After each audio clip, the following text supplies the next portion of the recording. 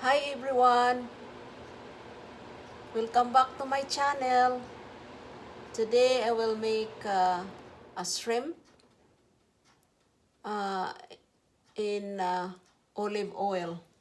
I have this package of shrimp here. It says 500 grams. I just bought it in a Asian store in PA.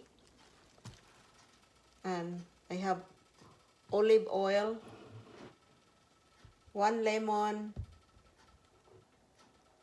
garlic, salt, pepper, and for garnishes is parsley. I don't have fresh parsley and I'm using dried one. I'm gonna move this closer to where I cook the shrimp here.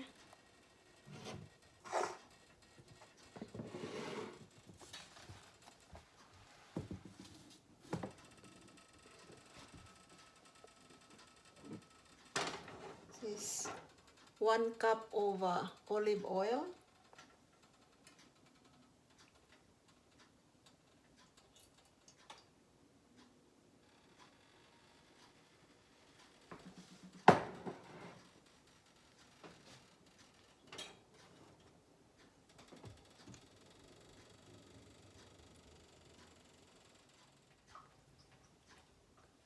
Now the olive oil is hot.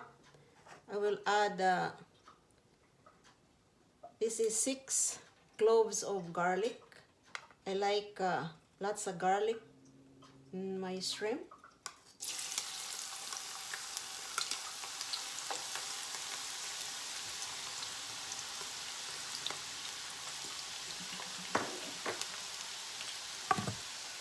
And then I will add shrimp. This is, I counted it about 22 shrimp.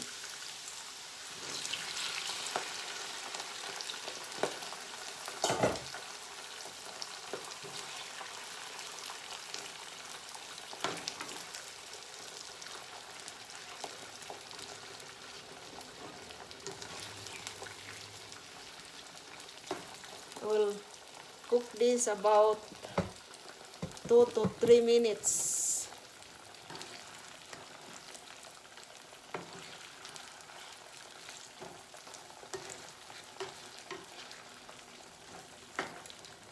Start turning pink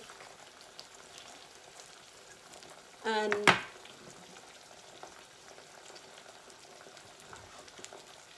I will squeeze 1 lemon.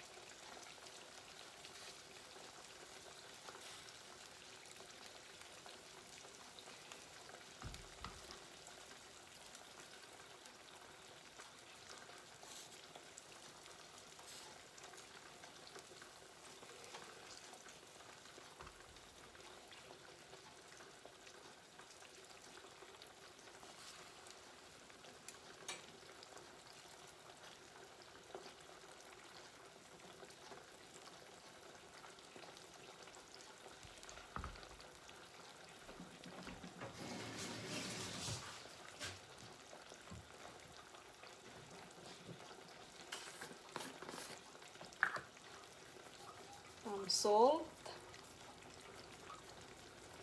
about 1 teaspoon, and about 1 teaspoon of cracked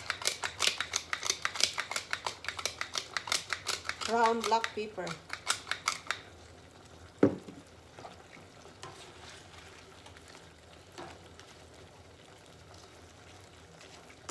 Oh, smells really good, guys.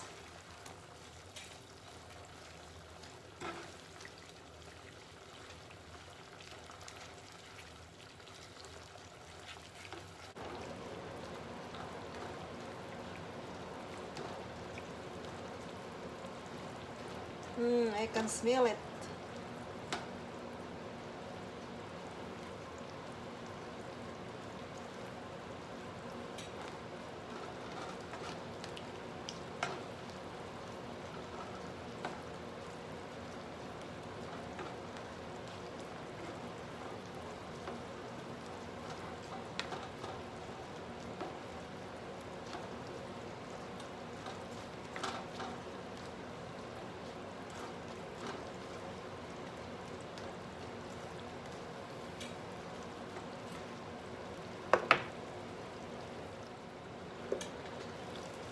I cover it for, let it sit it for about 1 minute more.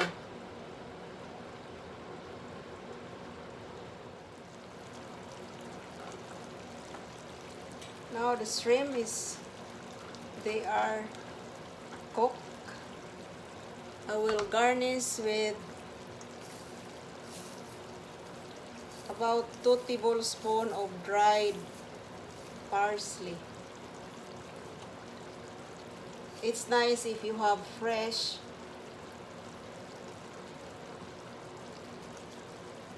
But I don't have fresh parsley, so I use this dried one. Okay guys, thank you very much for watching my video. I'm gonna eat. Bye-bye. Let's eat. I have my shrimp here.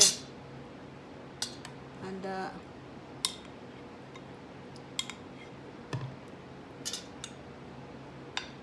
the juice from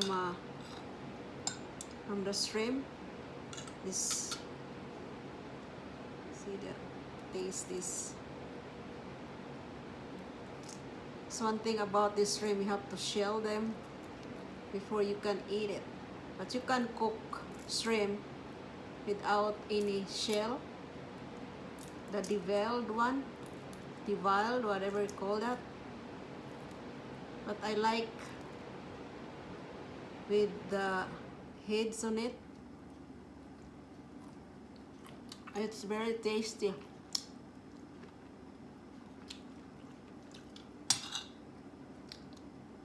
And with rice,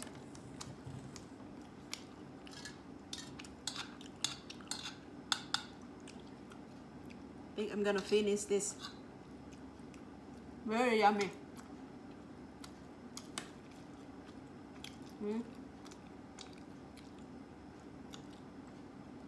Okay. Thank you guys for watching again my video. Please don't forget to subscribe, share, and comments. Bye-bye again.